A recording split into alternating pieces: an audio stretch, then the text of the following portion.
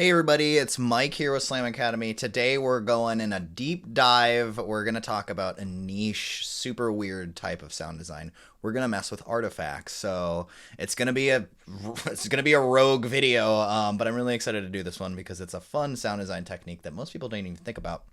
So let's hop on in.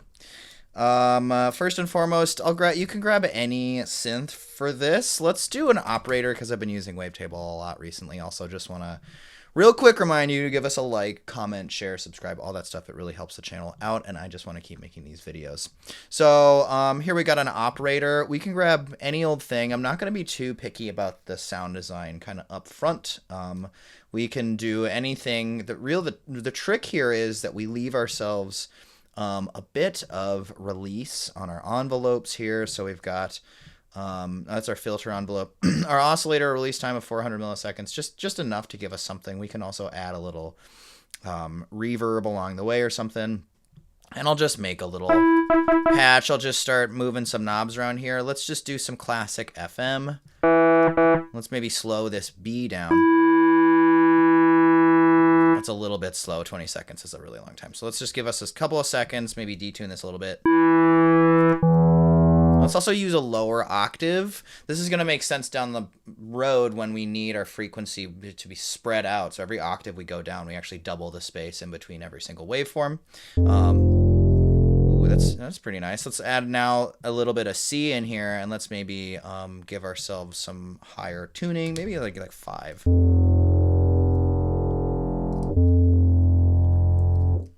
Crank this up, and maybe we'll have our filter envelope do something a little similar here. And also, whenever you use I forget this all the time, so I just want to bring it up. Whenever you use the filter envelope in Operator, be sure to turn the envelope number up as well. I forget this constantly. I'll just like modify the envelope and I'm like, doesn't sound like it's on. You got to turn your envelope up to 100%. You could also turn it down negative if you wanted to invert the envelope. There we go. See, that's nice and crunchy. Let's pull the frequency down a little bit, maybe turn the resonance up. Right, and maybe pull this in and slow this down a little bit. All of a sudden there, slow the decay down. And you know what? We could also put this in loop mode. We covered this in a previous video, but this is just going to allow this envelope to loop around over time. So now it's like an LFO basically. So that's pretty cool. Let's go ahead and maybe do a little bit of D up here. Let's do some random number like 17. Let's just put this in a loop mode as well, just for some extra. I'm just trying to create some like weirdness in here. I want something kind of chunky. And speaking of chunky, we're going to talk about some like really gross things that we can do here. I'm going to grab a Redux. The Ableton Redux is pretty good. I'm also a big fan of Phase Plant's Redux. Whatever Redux you have, most of them do exactly the same thing. They just kind of destroy the noise in a digital medium. This digital distortion, which means it's like by nature, it's not very harmonic, which is kind of what we're going for here. I kind of want some crunchy somethings kind of in the background. And then, you know, we can grab like Erosion. Sometimes if I want Erosion to maybe stay in sine mode, I'll put it before the Redux. Let's listen to this right now. So that's pretty nasty. Let's pull that dry wet in a little bit and maybe pull the sine down a little bit as well. Okay, that's kind of cool. I'm sort of into that. And then let's color it up a little bit with just one really good phaser. Anyway, you know what? Usually I leave notches at 4, but let's crank the notches up and we'll turn the feedback and warmth up. See how this feels. Nice, we're out in space. Okay, so here is part of the technique. We want a little bit more tail end, so we can bake a little bit of reverb into this. We're not going to use this synth as is. We're going to resample it and grab some artifacts and kind of stretch them out. So to do what we're kind of aiming to do, we can just put a reverb directly on here. That's okay. It also kind of takes away from the harshness. I may pull the decay time down a little bit, and we'll pull that in on the convolution as well. Maybe flip this over. I'm a big fan of the made for drum section. I think these are really well crafted convolution reverbs, and then you know, we could choose any of these. Dark hole is just fine. And then here is the next bit. We're going to really crank this out. Now, I know there's like a lot of people have feelings about OTT. If you understand compression and multi-band dynamics, you probably don't use OTT. I use OTT for a handful of very niche things. This is one of them. And this is when I really want to kind of destroy a sound. I don't use OTT to compress. I think you can just do better if you understand compression. But I do use OTT, and I use 3 of them to take a noise and really send it into the stratosphere. So let's, you know what, before we do this, I'm going to make sure we have a limiter on our track. I'm thinking ahead this time. It's a good day. We're thinking ahead. Let's just see what this feels like. All right, limiters, okay. Oh, see? That tail end, that's what I'm talking about. Beautiful tail end right there. This is part artifacts and then just part like really, really cool reverb. We could also do here is sometimes it's fun to take an auto filter and bandpass and send this into an OTT. We kind of already have a filter going on, but you can get a little squelchiness out of it.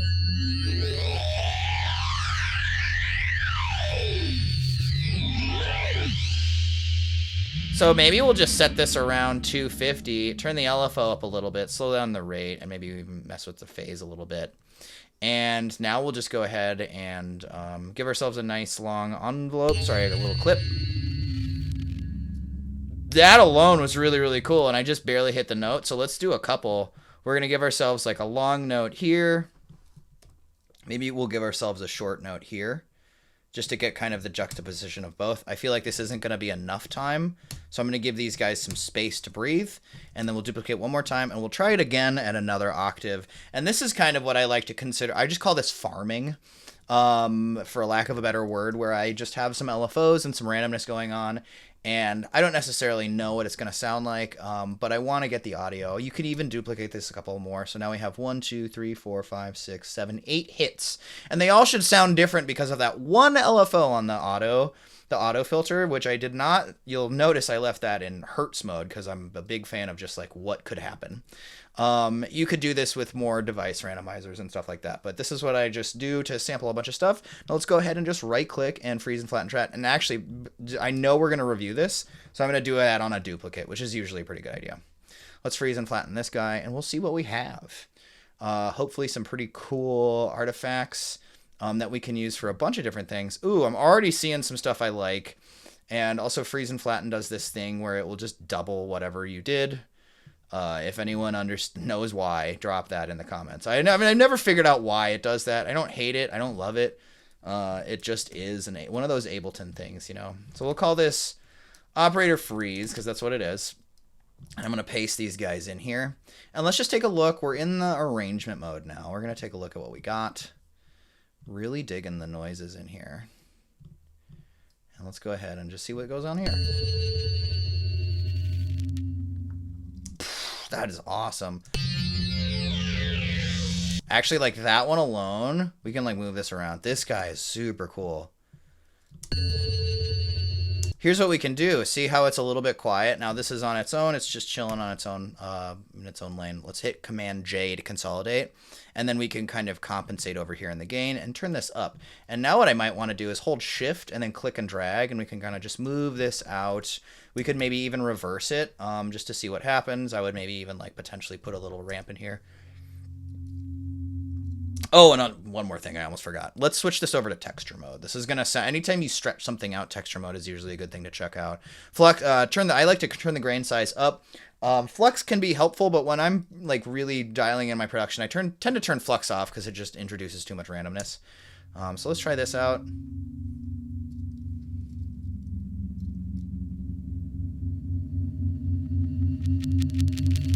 Oh, that's super cool.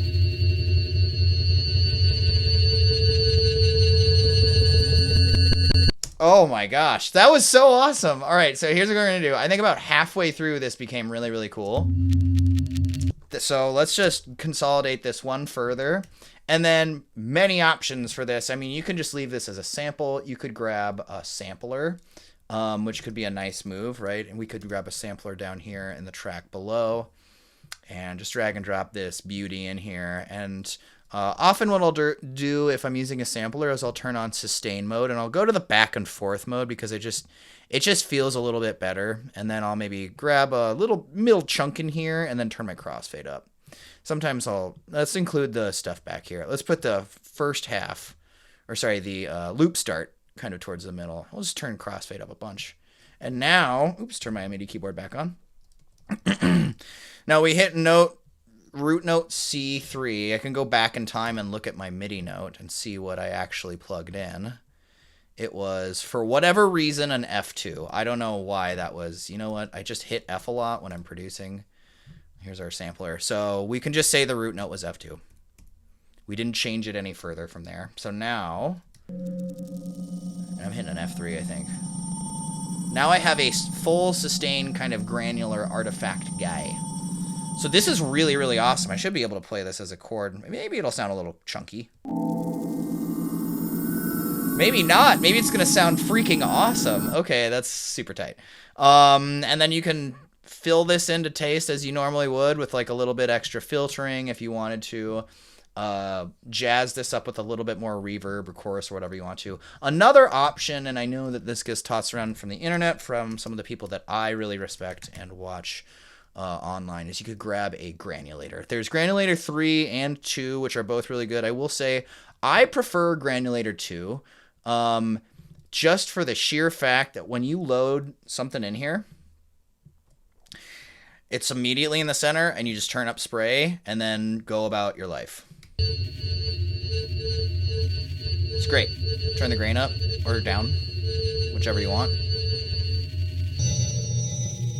So Granulator is going to give you a little bit more of a random approach, where the sampler is going to give you a smoother approach. Both are appropriate. Granulator 3 is not bad by any means. I'm just an old curmudgeon that's like, back in my day, we used Granulator 2 and we liked it, right? So it just is a different layout, and it has taken me a little bit of time to get used to it versus Granulator 2, which just immediately has that spray knob.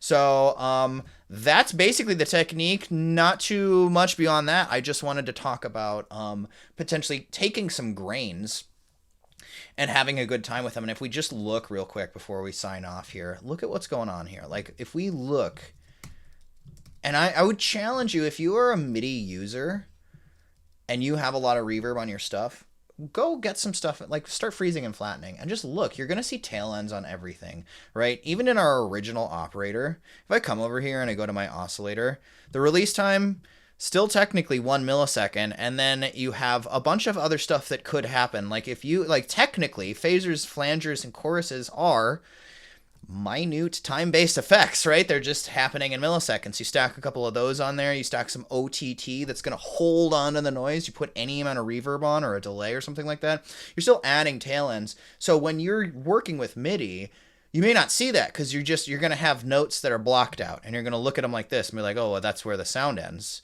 And if you have the context of a full song, you might not notice what's actually going on in the background. But when you get stuff in audio, you're going to see these like large tail ends, and they're not to be thrown away. I think on many levels, you can get some of the coolest noises out of these like granulated bits, stretching them apart, using texture or tones mode, or even transients mode, and working with that. And then slap it in a sampler or Granulator and have a really good day. So that's it for this technique. This is just working with Artifacts 101 with your host, Mike from Slam Academy.